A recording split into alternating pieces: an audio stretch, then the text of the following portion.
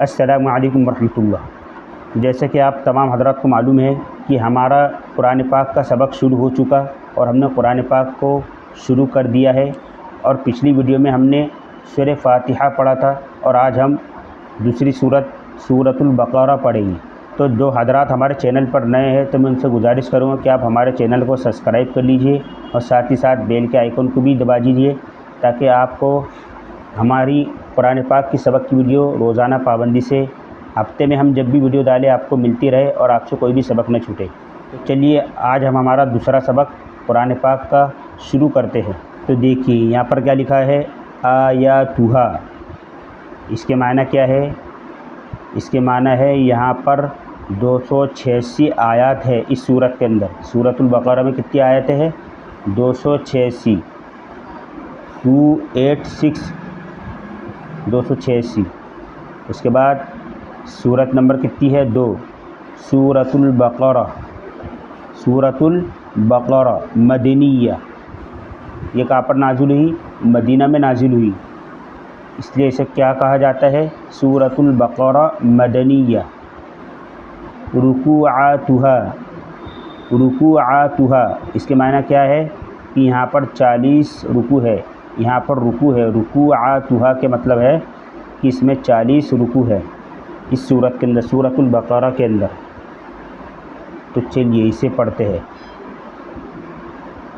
اعوذ باللہ من الشیطان الرجیم، بسم اللہ الرحمن الرحیم۔ الف لام میم۔ اب جب ہم پڑھیں گے اسے الف لام میم، تو میم کے اوپر کیا ہے؟ تشدید ہے، تو پہلے ہم کو لام سے ملانا پڑے گا۔ الف لام میم، بہت سے لوگ کیا پڑھتے ہیں؟ الف لام میم، تو یہ طریقہ غلط ہے، بلکہ اسے ہم کو پہلے والے حرف سے ملانا پڑے گا۔ الف لام میم، ذالک الکتاب لا ریب فیہ، ذالک الکتاب لا ریب فیہ، ھدی للمتقین، ھدی للمتقین، الذین یؤمنون بالغیب، الذین یؤمنون بالغیب، وَيُقِيمُونَ الصَّلَاةَ، وَيُقِيمُونَ الصَّلَاةَ۔ یہاں پر ہم نے سانس توڑا تو کیا ہو گیا؟ گولتا کیا ہو گئی؟ ہاں ساکنہ بن گئی۔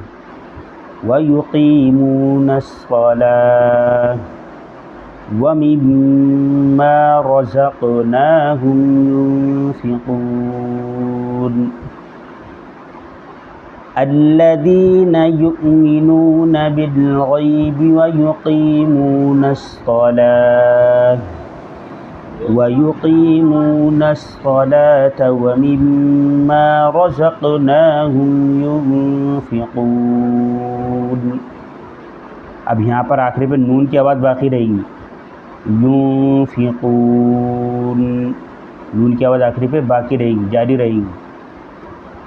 والذین یؤمنون بما انزل الیک، والذین یؤمنون بما انزل الیک، بما انزل الیک وما انزل من قبلک، بما انزل الیک وما انزل من قبلک، والذین یؤمنون بما انزل الیک وما انزل من قبلک وبالآخرة هم يوقنون۔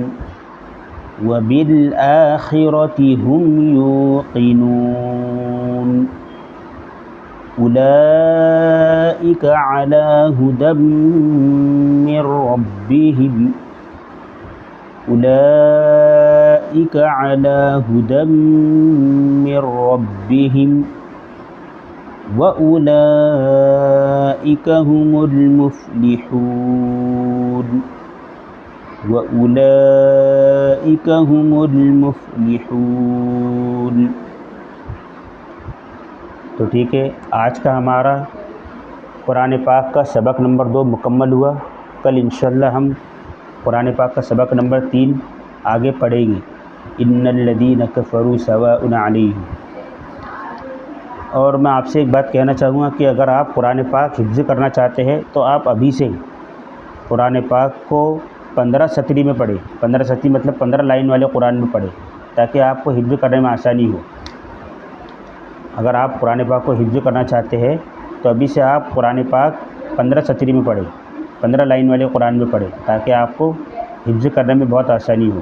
تو اس سبق کی مشق کیجئے اور اس کو اچھے سے یاد کیجئے اور اس کو دہرائیے تاکہ آپ کو پڑھنے میں آگے آسانی ہو۔ تو چلیے ملتے ہیں اگلی ویڈیو میں۔ السلام علیکم ورحمۃ اللہ۔